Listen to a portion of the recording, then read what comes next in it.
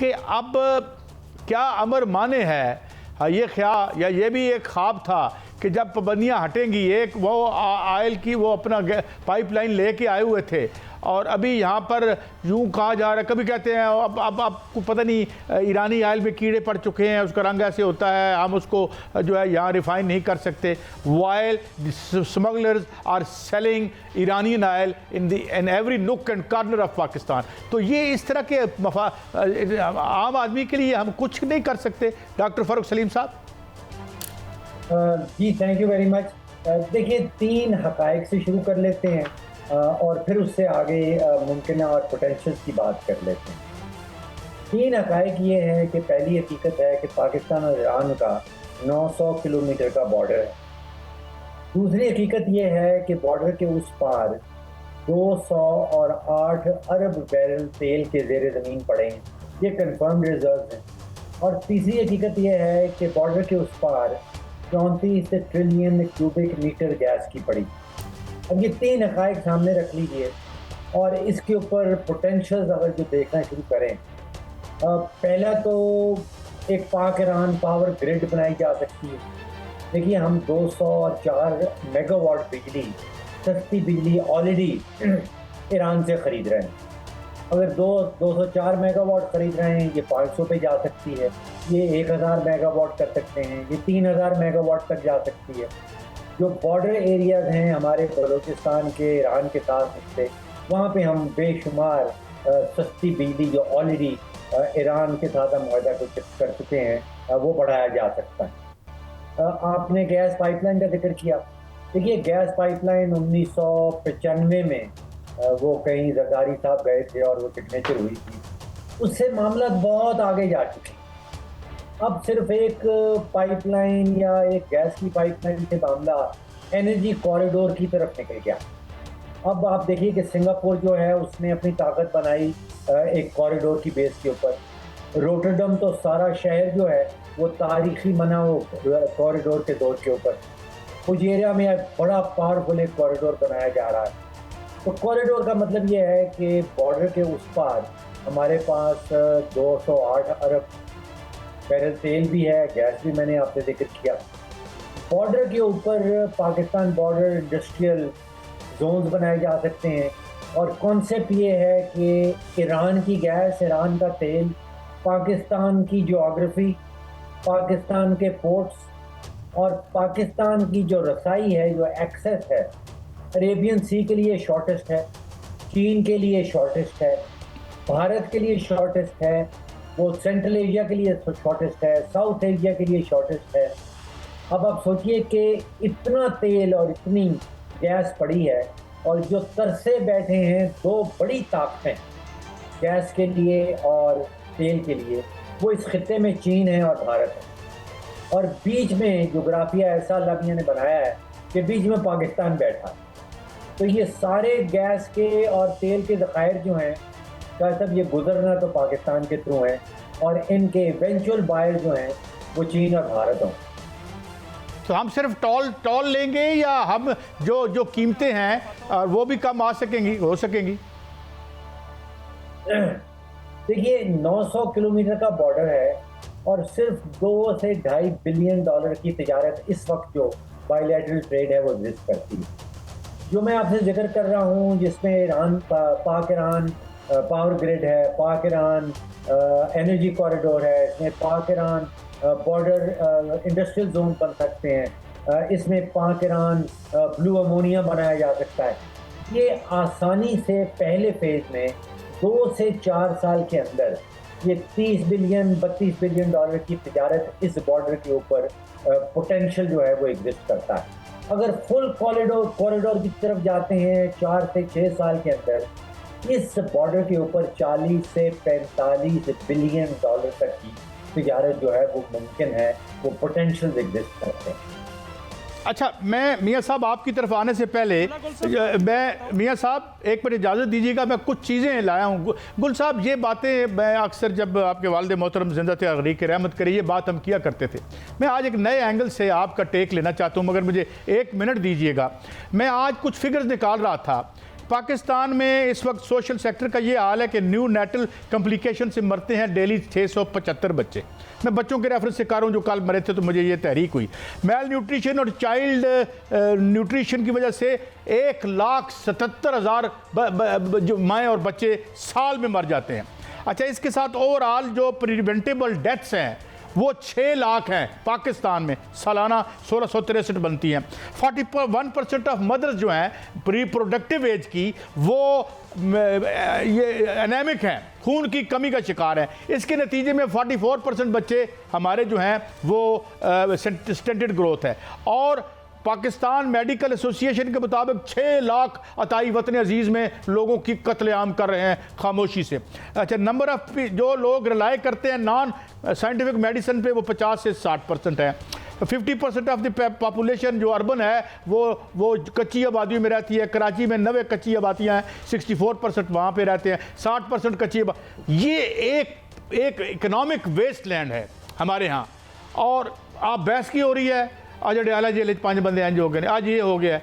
अब हम डॉक्टर साहब को तकलीफ़ इसलिए देते हैं और आपको इसलिए तकलीफ़ देते हैं कि ना तो ये फिगर करते हैं। और मुझे एक सवाल किया, माफ़ी चाहता हूँ मैं आज ज़्यादा बोल गया हूँ। मुझे एक साहब ने कहा, यार ये काई साहब ये फिगर दे रहे हैं आप, तो इसके पता क्यों नहीं चलता? मैंने कहा, इन अमवात से पहले कोई धमाका नहीं होता, इन अमवात से पहले कोई छत नहीं गिरती, इन अमवात के बाद कोई फट्टा नहीं चलता इन स्क्रीनों पर, और ये खामोशी से घरों में तल्फ हो जाते हैं। When will our politics pay attention to these issues and will bring about a change? यार आप क्योंकि सियासत कर रहे हैं, आपकी एक पार्टी है, तो ज़रा हजूर अब आपका टेक। भाई साहब, मियाँ साहब, बहुत बहुत शुक्रिया। डॉक्टर साहब को अस्सलाम वालेकुम। देखिए, जहाँ तक ताल्लुक है, आपने ये सारे बात बताए और डॉक्टर साहब ने बड़ी अच्छी सारी फिगर्स दी, इसमें कोई शक नहीं है। मसला यहाँ ये है कि ये जितने भी आपने बताए कि इतने लोग, अभी जब हुकूमत कहती है कि 8,500 कमाने वाला आदमी गरीब नहीं है, और उसको शामिल करके जब वो फिगर्स देते हैं तो वो 47% लोग हैं जो बिलो पॉवर्टी लाइन रह रहे हैं। और अगर उसको आप ना माने तो फिर ये कहीं 70+% बन जाती है जिनको 2 वक्त की रोटी नसीब नहीं है। अच्छा, फिर इसके अंदर अब मुझे कल बहुत गालियां भी पड़ी क्योंकि मैंने गलती से वो मासूम बच्चियों की तस्वीर दे दी कि जनाब ये देखें, ये हुकूमत का एक बयान आ जाएगा और बस वो बात ख़त्म हो जाएगी। क्यों? क्या दरमियान में जो नक्शा पास करने वाली अथॉरिटीज़ होती हैं, जो इंस्पेक्टर्स होते हैं, जो सोसाइटियों के लिए चार्ज करते हैं, जो उनको बाकायदा वहाँ से अप्रूवल्स आती हैं, ये सब क्या पैसे नहीं देते? क्या टैक्सेशन नहीं देते? हर साल देते हैं। आप घर का टैक्स देते हैं, आप फलाना टैक्स देते हैं, यानी कि टैक्सों टैक्स करके रख दिया है। तो फिर जब वो गिरता है तो वो कहते हैं नहीं वो तो प्राइवेट था, वो तो गिर गया। करके देखें, इंग्लैंड के अंदर, अमेरिका के अंदर कोई घर के अंदर जब भी कोई ऐसे कोई काम होता है, आपके बाकायदा इंस्पेक्टर्स होते हैं, बैठे हुए होते हैं, इजाजत लेनी पड़ती है। अच्छा ठीक है, मैं डॉक्टर साहब आपकी तरफ आता हूं। बड़ी तफसील से उन्होंने बात की। मैं एक बड़ा और नाजुक, आप पॉलिटिकल इकोनॉमिस्ट भी हैं, ये जो हमारी स्टेट है एक ऑक्सीमोरॉन लगता है मुझे पाकिस्तान। अगर हम बाहर देखें डिप्लोमेटिकली तो हमारा कद आसमान की तरफ जा रहा है, अंदर देखें तो ये जो कंट्राडिक्शन है। और दूसरा आप ये बताएं, for how long we can sustain ये जितनी नेग्लिजेंस है, करप्शन है, आज हम कहाँ खड़े हैं? सिर्फ कर्जों पे ही तो हमारा है इन्हिसार। तो do you think this is politically या सोशली वायबल है? क्या ये इंडस्ट्रियल अनरेस्ट को जन्म नहीं दे सकता?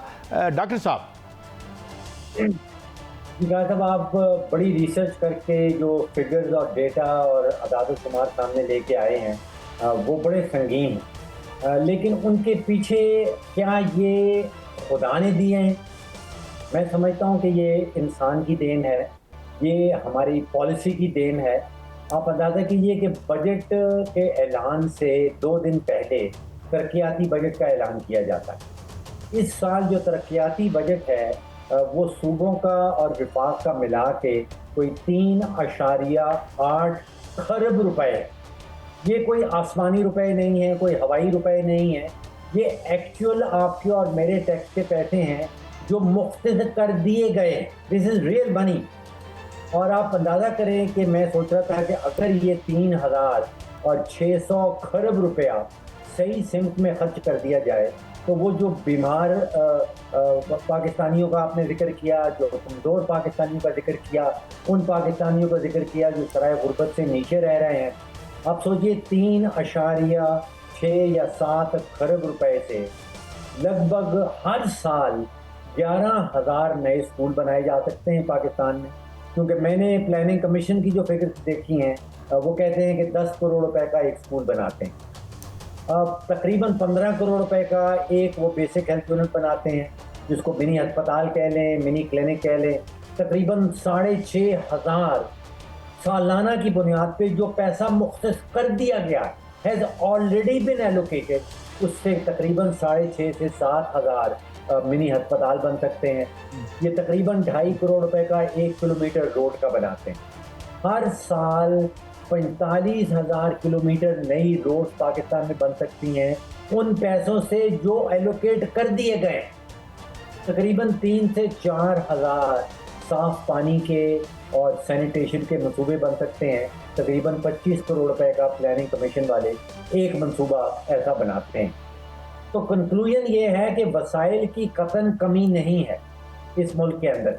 वो जितनी भी बीमारियां और जितनी भी कमजोरियां आपने गिनवाई वो हमारे पॉलिसी के नतीजे में है। वो खुदा की देन नहीं है, वो आप सोचिए कि इंसान की देन है, वो हुकूमत। लेकिन डॉक्टर साहब बिल्कुल इसमें कोई शक नहीं, पॉलिसी जो है, पॉलिसी मेकिंग और पॉलिसी के पर इम्प्लीमेंटेशन ही मसला है। और बदकिस्मती ये है कि पाकिस्तान के पास पोटेंशियल मौजूद है, आप जैसे एक्सपर्ट मौजूद हैं, एडवाइज़र मौजूद हैं, लेकिन फ़ायदा नहीं उठाया जाता। ये भी हमारी बदकिस्मती है बसीयत कौम। सर मैं दोबारा ईरान पर ही फोकस करता हूँ। आपने 900 किलोमीटर का बॉर्डर बताया और उस बॉर्डर पर जो है ये भी दो उनके जो एक और पोटेंशियल है जिसकी तरफ मैं आपकी तवज्जो रखूँगा कि आप उस पर जो है रहनुमाई करें। दो बड़ी उनके पास बंदरगाहें हैं जिसमें बंदर अब्बास है, चौबहार है और पाकिस्तान के पास ग्वादर है।